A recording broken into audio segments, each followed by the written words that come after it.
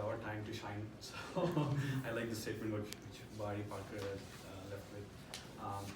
My name is Prasad, for those of you who don't know that, since there are some new members. My topic is thinking traps. So what that means is we as the humans, we undergo a lot of thinking internally, and sometimes that gives you some stress, generates some unnecessary stress if you're not aware of it, and sometimes it gives you anxiety.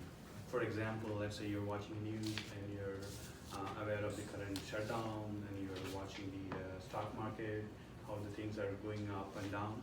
So that gives you some kind of brings you into some state of anxiety. So, and you might be thinking how this will affect my 401k investments.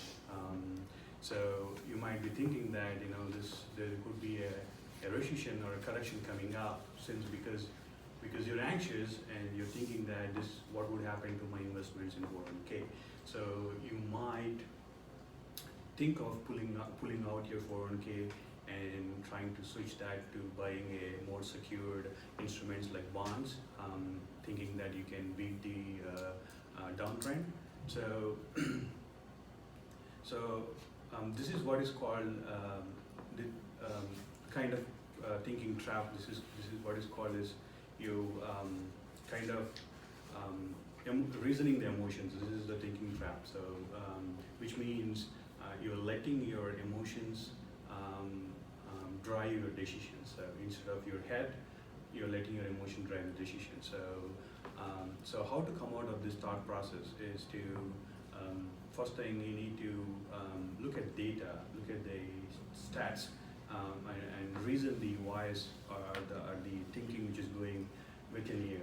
So that's one way to back out your reason. Second thing is to talk to a financial advisor and ask him to show the historic proof, like last 10 years, how did your investment did, when there's a dip, or when there's a dip in the share market, whenever there is instability in the market, how did your portfolio perform. So you need to talk through this before you react to your anxious feeling within you and before you pulling out that money.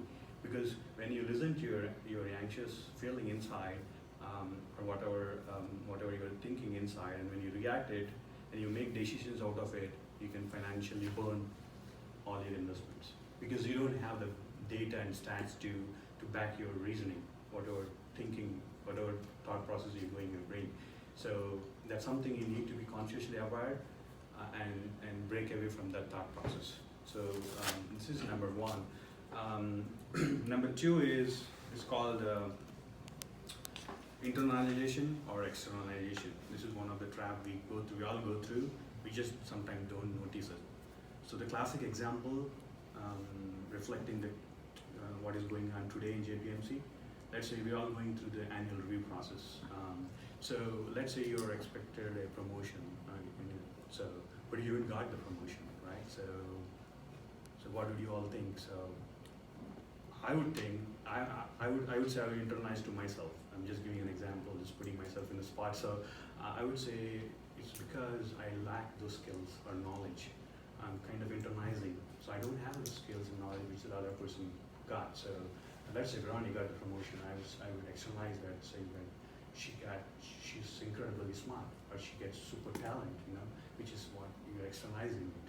So internalizing is more of a self-blame. You think you don't have the skills, knowledge, and you blame yourself. And sometimes you catastrophize the situation, which means you beat yourself up, thinking that I don't have the skills, I won't get there, I never succeed. So how to stop from this kind of thought process? One way is to talk to yourself, saying that one failure doesn't mean you won't get there. So there are always the next year you can try and get to the promotion or the level you wanted to. That's one way. So another way is, are you trying to overemphasize, or are you trying to beat yourself based on this thought process?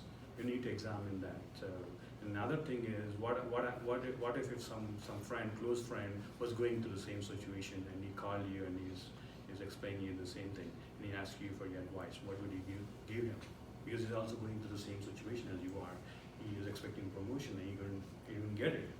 So internalization is always blaming yourselves too much. Sometimes when situations doesn't favor you, so that could give you a lot of stress. So you have to break away from that internalization process.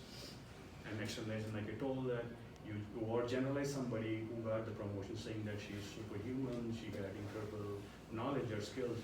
May not be true. It could be a political reason. There could be a political reason why she got a promotion. We don't know. We don't have the data backing out that. So both internalization and externalization are extreme ways of thinking. So we need to be aware of this thought process, which happens sometimes unnoticeably, and it gives you some stress. So you should be consciously aware of that and pull yourself out of that trap, so that you're more engaged, more active, and more proactive, rather than reacting to the situation which is going on around you. That's one trap. The last one is about minimizing and maximizing. What that means is, as humans, we always maximize the bad, the negativity. We focus on the bad, and we ignore the good. Classic example, one more classic example. Let's say you want to buy a home 2 years down the line, and you want to save $500 a month, so you can save like $12,000 towards a down payment. So 3 months past the line, and you save like $500 each month, and it's accumulated to $1,500. And now you're thinking suddenly that what happened to the $1,500 which is still remaining in your account. So this is when you have to break away and think about the good. Think about the good of the $1,500 you already made, you already saved. So which means that you ignore that, which is actually you're supposed to feel happy about that, so that you can break away from the habit of maximizing on the thought process of thinking in the future. So with that, I conclude my speech. Thank you all.